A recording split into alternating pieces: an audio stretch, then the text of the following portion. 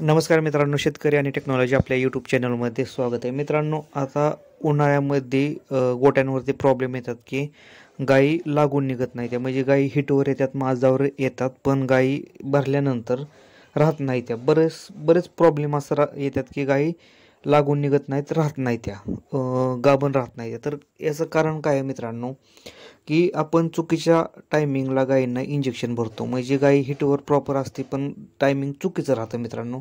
उन्हाळ्यामध्ये काय करायचं मित्रांनो, साधारणतः संध्याकाळी 5 नंतर ज्या टायमिंगला ऊन खाली होतं, टेम्परेचर डाऊन राहतं, कमी होतं त्या टायमिंगला, आणि सकाळी 10च्या आत, 10 वाजायच्या ज्या टायमिंगला 10 नंतर अजिबात गायीला भरायचे नाही, आणि 10पर्यंत आपण गायीला भरू शकता, आणि संध्याकाळी 6 नंतर गायीला भरा मित्रांनो. कारण त्याचं कारण कसं आहे, जसा उन्हाचा त्रास आपल्याला होतो तसाच उन्हाचा त्रास हा गायींना सुद्धा होत असतो. गायी ट्रेसमध्ये असतात, म्हणजेच काय, गायी तणावात राहतात उन्हाळ्यात.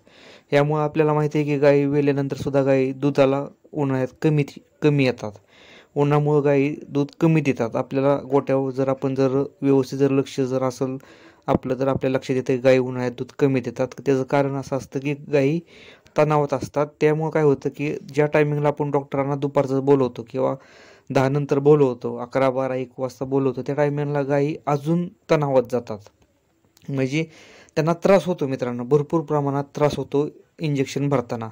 त्यामुळे गायी ट्रेसमध्ये जातात आणि गायी लागून निघत नाहीत. म्हणून अशा टायमिंगला काय करायचं की ज्या टायमिंगला ऊन खाली होईल त्या टायमिंगला डॉक्टरांना बोलवायचं. जास्त करून संध्याकाळी 7-8 वाजता जर गायीला इंजेक्शन भरलं तर गायी आपली एका इंजेक्शनात राहण्याची शक्यता राहते, उन्हाळ्यामध्ये सुद्धा मित्रांनो.